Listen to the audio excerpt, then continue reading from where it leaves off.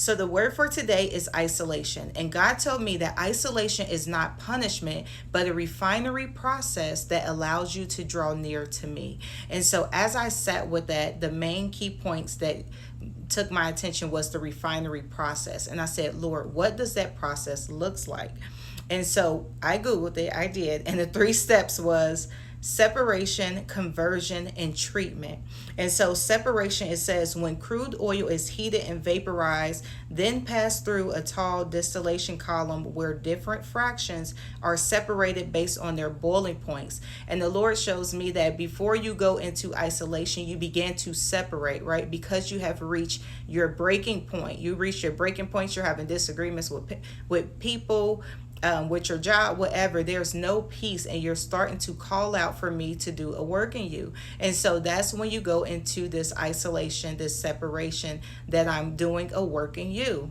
The second part of it is conversion. What does conversion mean? It says reforming. It's when low quality gasoline molecules are reshaped into higher octane gasoline. The word stuck out to me as reshape.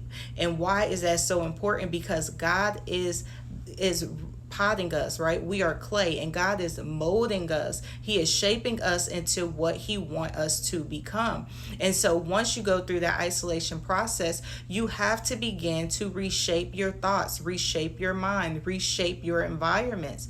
And this is an important process. The last process is treatment. It says treating is when the impurities like sulfur and nitrogen are removed to meet the environmental standards. And so this is, you have finally allowed God to do a work in you, and you are getting rid of your old ways. And this is when you're having a Ephesians 4:22-24 moment where it says, believers are to put off your old self, which belongs to your former ways of life and is corrupt through deceitful desires, and to be renewed in the spirit of your minds, and to put on the new self created after the likeness of God in true righteousness and holiness. And so for you to get to the end point, you have to go through the treatment. You have to go through the process. And so what the Lord kind of checked me on is the reason you're stuck at separation, the reason you're stuck at isolation, and you're in the wilderness and you're going round and around in circles, is because you keep looking back at what I removed out your life. And so the Lord had to show you keep looking back. You keep wanting to go back instead of separating yourself. But God says that when you make this decision to give your life to me, to pick up the cross every day, you can't look back. You have to trust that the people that I removed, the environments I removed, right? The things that you thought that you were identified by are now being taken away. You have to trust me to reshape you, to renew you, because for you to come into the kingdom, you cannot be lukewarm. You cannot be hot or cold.